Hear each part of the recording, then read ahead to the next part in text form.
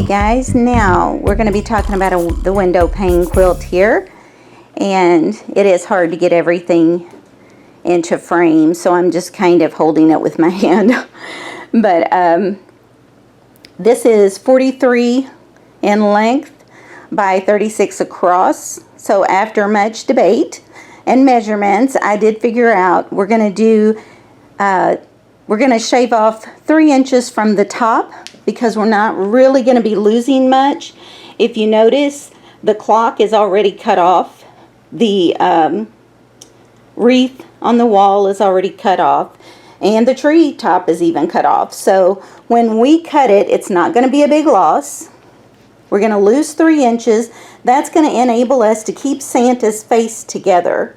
Because if we do 10 inch in length and then 9 inches across, that's going to be just about 9 coming across just before we get to his face, and then another 9 inches is going to encompass the face and his hand, and then on across.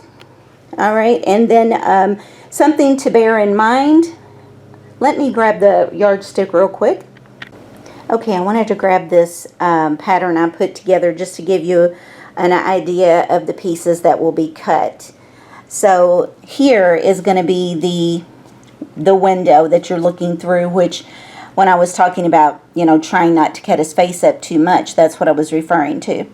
Because right under that would be a 2.5 inch strip, followed by another 1.5 down here. That's going to create that bottom window sill.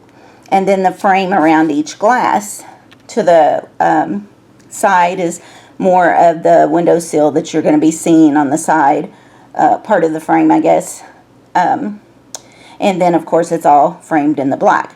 But bearing in mind this was a 2.5 inch. So over here, for example, if we did not shave off 3 inches from the top and we just tried to measure 10 down, we could be in here on his face to where we could distort it too much. So when you cut, the reason I try not to mess up faces is this right here. Let's say that was cut there and we had a 2.5 inch strip in here plus the one right beside that. And then suddenly down here is his mustache. Can you see how distorted that face is all of a sudden would be?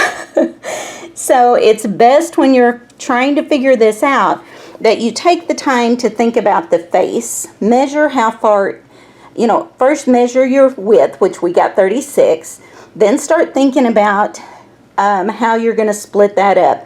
For us, cutting a 9 inch in cutting a 9 inch across is going to work nicely, because that's going to get us right here for the first cut. And then if we travel over here to 18, the next cut, you can see we still have his finger and everything in the frame. So we're not going to be distorting him. And if we lose about 3 inches, when you're looking at coming down 10 inch square, we've got all of his hat all the way through his beard there. So it's going to be a nice size block. And everything else is fine. Once you start cutting it up and moving it around, you'll see it start coming together. Hey guys, I thought I had the camera on and didn't, so I wanted to take a minute before I put the last pin in to show you what I did. Once I had measured across and I had put little marks in pink, so because I had already been marking it to try to figure out, you know, my measurements. But I went with pink so I would know the one that I had decided on. So once I had this folded to where I was going to make my row cuts, I checked the back of it to make sure that both were lining up. Alright, so I just wanted to make sure to tell you that, because these will not always be square. Even though they're printed, they may not be square. So it's good to check that. Now I'm going to go ahead, since I've checked mine, and we're going to make our cuts.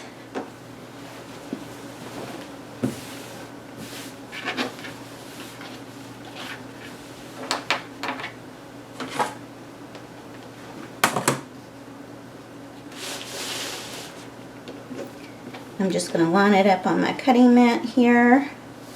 Make sure it's nice and straight. And then find my first pink line.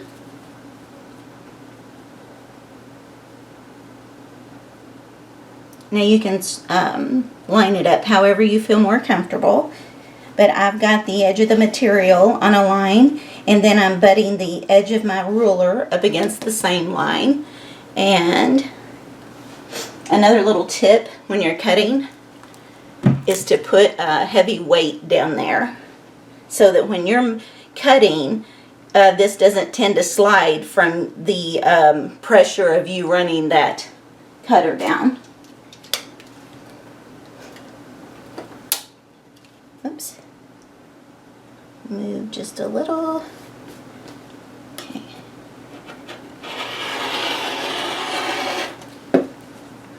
I need a new blade, it looks like. Okay, there we go. Now, what I'll do is I'll clean this up once I'm ready to start sewing. Right now it's fine. I want to get all of my rows cut, and then we'll go in and we will cut the vertical. I took the 3-inch top off and cut it into just some random little pieces here. I really don't need that many, but what you're going to want to do is after you've cut them, you don't want to get them out of order. So it might help you, especially if you have a lot of rows or a lot of panes. You might want to use your cell phone before you make any cuts at all and take a photo of what it should look like. But you can also just do this, but that's a good reference for you. So like this is the very top piece on the left. And then this was the second piece. I'm going to lay it right on top. And the third piece. They don't have to be perfect. Mostly you just don't want to get them out of order. And then just take a piece of material and I'm going to put row 1 and grab a pin and pin it together. I'll do the same thing with row 2, 3, and 4. Alright, so I'm going to keep cutting those and then I will be right back.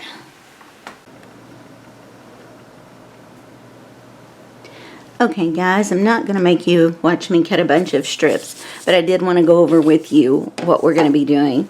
Now the last one I made, instead of cutting 2.5 inch, I cut 2-inch strips. And the same with down here, instead of being 2.5 inches that way, I made them 2. But you can, the original pattern does call for 2.5, and that does look good.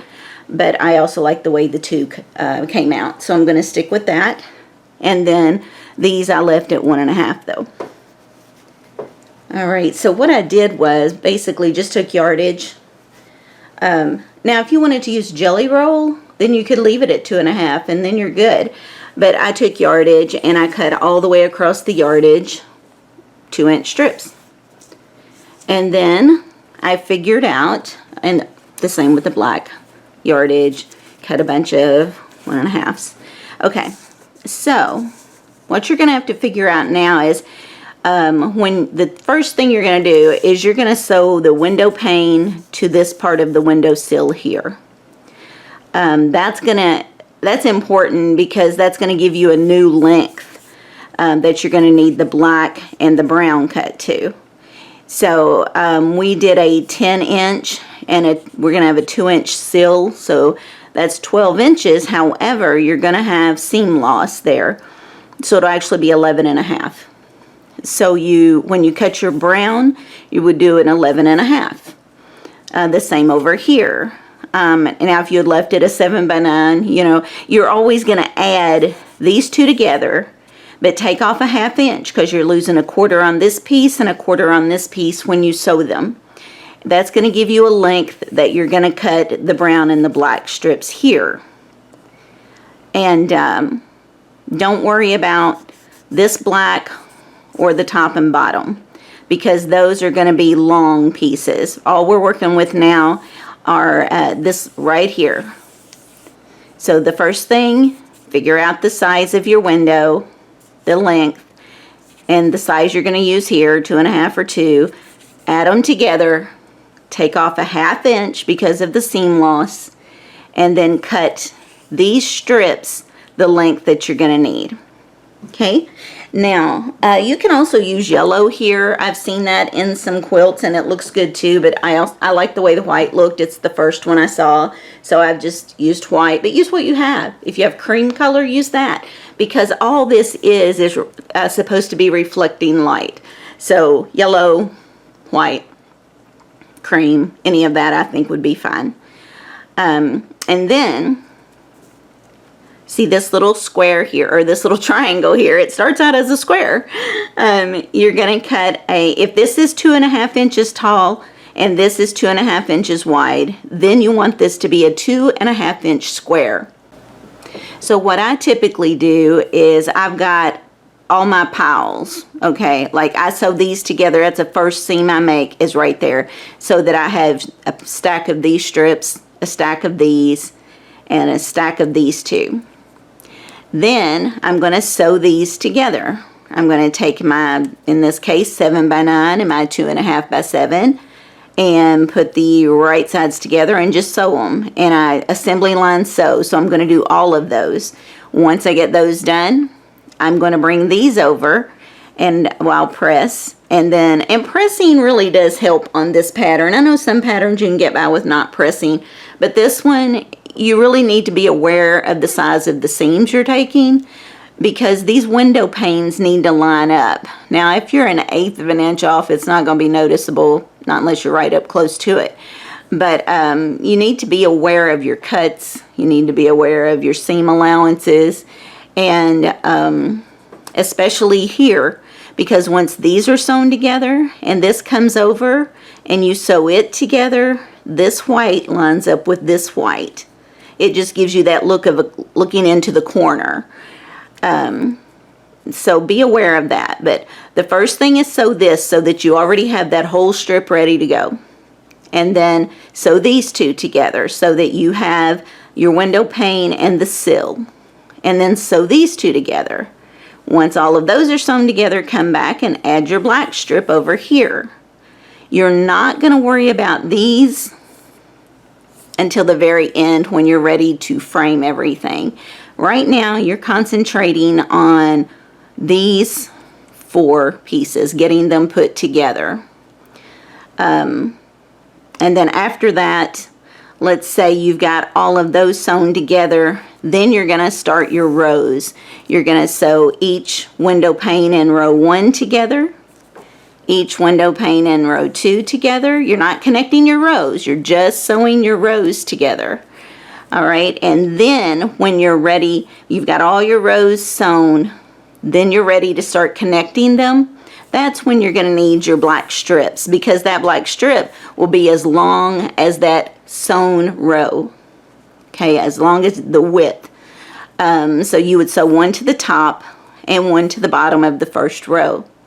Once that's done, you're going to start sewing your second row to the bottom of this. So there's always going to be that window strip right in between.